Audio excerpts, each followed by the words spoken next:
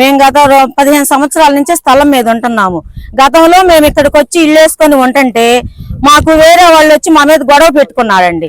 గొడవ పెట్టుకొని మమ్మల్ని ఎట్లాగే మా రిజిస్ట్రేషన్ మీరు ఇక్కడ ఉండటానికి లేదు అది అంటే ఎట్లాగండి మాకు ఇచ్చారు, మాకు చూపించారు, గవర్నమెంట్ మేము ఉంటున్నాం అన్నామండి.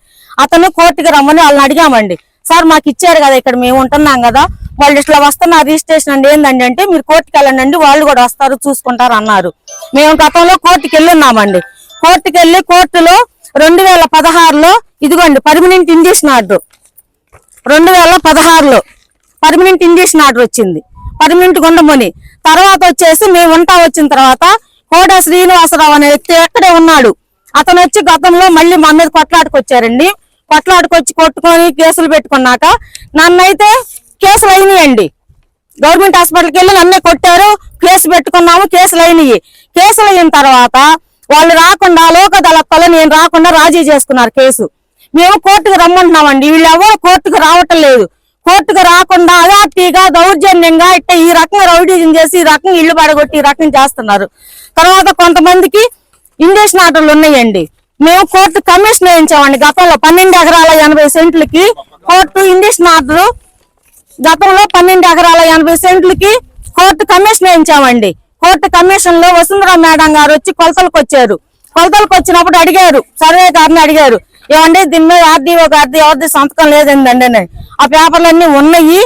వాళ్ళు చచ్చిపోయిన తర్వాత వీళ్ళు ఎవరు కోర్టు కంటూ ఆశ్రయించలేదండి. వీళ్ళు కోర్టుకు వచ్చి లింక్ డాక్యుమెంట్లు అన్ని పెట్టేసి మీది అయితే మీది అనిపించుకొని కోర్టులోకి వచ్చి గెలిచి మీది అనిపించుకుంటే మేము ఖాళీ చేసి వెళ్తామని చెప్పామండి. అప్పటి నుంచి ఇప్పటి వరకు అదే చెప్తున్నాం మేము. కానీ వీళ్ళు కోర్టుకు రావట్లేదండి, దౌర్జన్యంగా వస్తున్నారు. ఇప్పుడైనా వాళ్ళ లింక్ డాక్యుమెంట్లు అన్ని కోర్టుకు పెట్టి కోర్టుకి వెళ్ళి మీరు రమ్మనండి. మాకేది ఇల్లు పడేయటానికి మాకు ఏ ఒక్క ఆధారం గాని, ఒక నోటీస్ గాని, ఒక మాట గాని చెప్పలేదండి. మాకు వీళ్ళు దౌర్జన్యంగా వచ్చారు తప్పితే నోటీసులు కూడా ఇవ్వాల ఖాళీ చేయమని. ఇప్పుడు మేము ఇక్కడే ఉంటా నేను ఆశ్రయించడానికి వెళ్తే ఇప్పుడు ఈ రాళ్ళు తీసుకొని వచ్చి ఫినిషింగ్ చేస్తాం ఈ రకంగా వచ్చారు. మీరందరూ సాక్షిగా. కానీ ఇవన్నీ మీరు చూపించాలండి బయటికి. ప్రతి ఒక్కటి మేము ఇప్పుడు మాట్లాడే ఇండిషన్ ఆర్డర్లు ఉన్నాయి, ఇవన్నీ ఉన్నాయి. కోర్టు ఏం పిచ్చిది కాదు కదండి, ఎవరి పక్క ఉండదు కదండి. 2 180 సర్వే నెంబర్ 186/1 186/2 ఉండేదండి.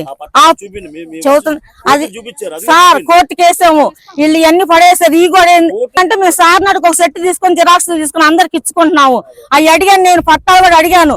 సార్ మా ఉన్న ప్రూఫ్లు అన్ని మీరు తెప్పిండి అంటే అమ్మా 15 రోజులు టైం అడగండి, నేను కోర్టు ముద్రతో సహా అన్ని వేసి మీకు ఇస్తాను, మీరు అందరికి చూపించుకోండి, మీరు అక్కడే కూర్చోండి అన్నారు. సార్ మేము ఇక్కడే ఉంటున్నాం, అందరం కలిసి ఉమ్మటంగా వండుకొని తిని ఉంటున్నాము, చెట్ల కింద ఉంటున్నాం. మొన్న వేసుకుంటే ఇదిగోండి కొంచెం కూర్చోడానికి వేసుకుంటే ఇది కూడా పడగొట్టాడండి అతను వచ్చి. ఆయన వచ్చి ఎట్లా ఉన్న మీకు పట్టాలు గిట్టాలు మొత్తం తీసుకొచ్చి చూపిస్తామండి.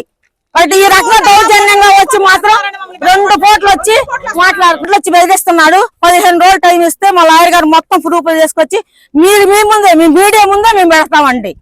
మీరే మాకు